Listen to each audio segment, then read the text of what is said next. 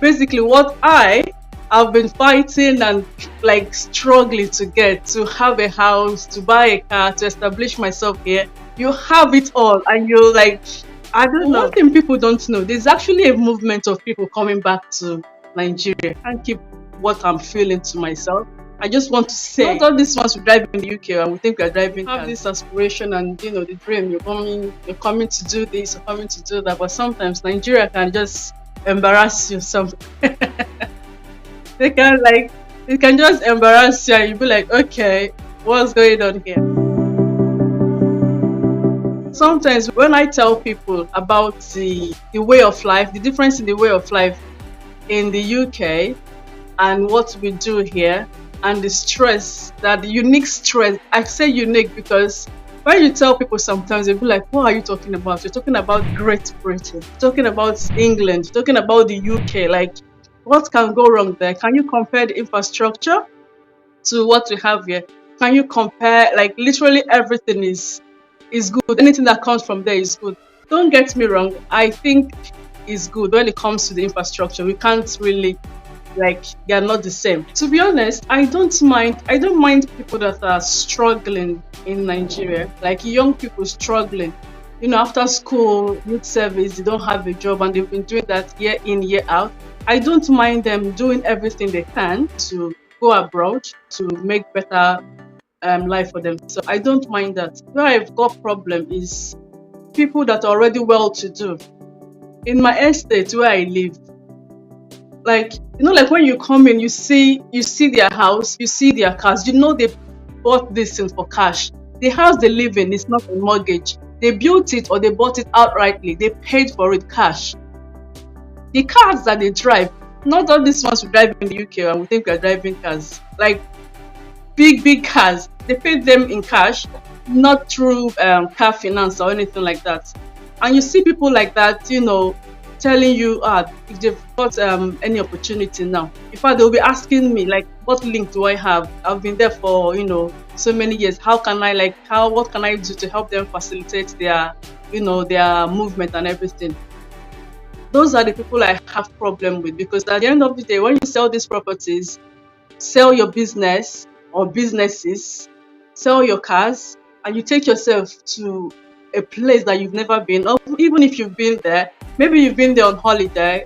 Going on holiday is different to living there.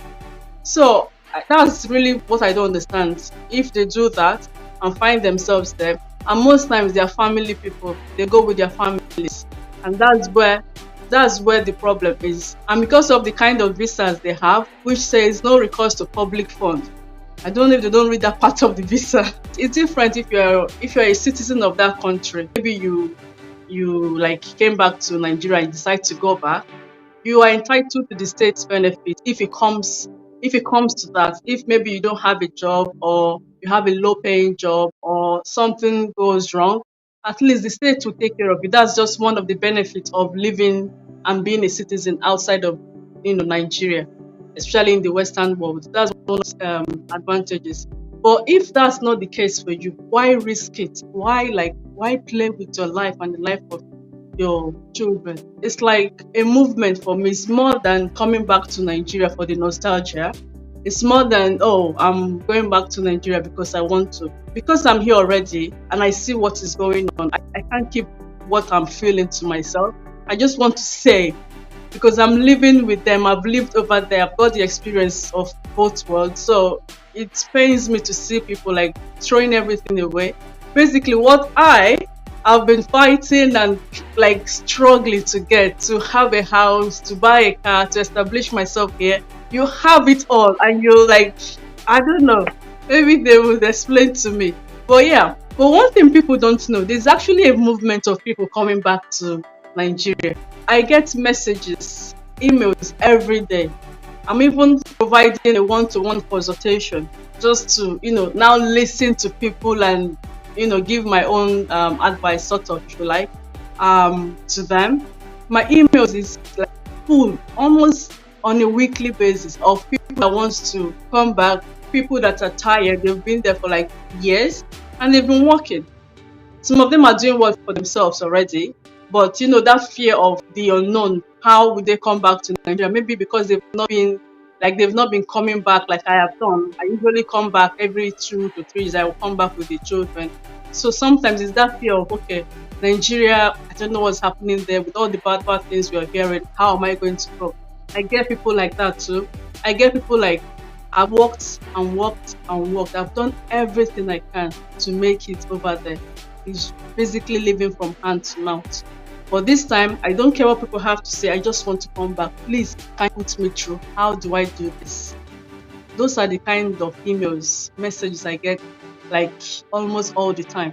So I say there's a movement of people that are tired of the system. I always say, if you're living in the UK or if you're living abroad and coming back to Nigeria, just try. I know it's going to be difficult. Just know that you're coming to Nigeria. The infrastructure is not the same.